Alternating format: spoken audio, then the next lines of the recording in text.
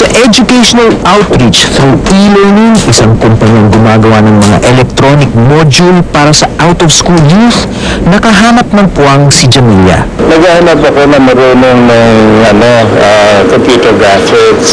Nakita ko sa resume nila na may experience sila, mahusay sila. So, yun ang iniisip ko na marami silang magagawa.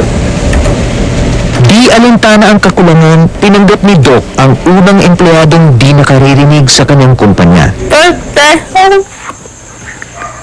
Totoo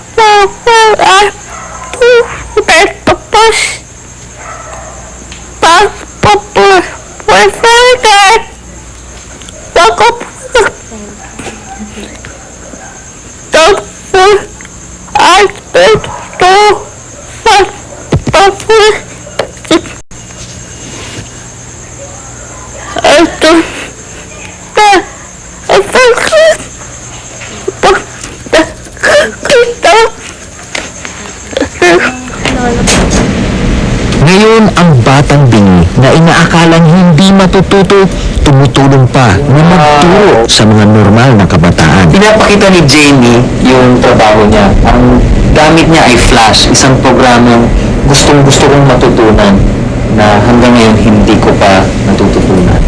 Makapag-crash course nga. Ang bilis F5. It's not easy. Are you trying? Wow!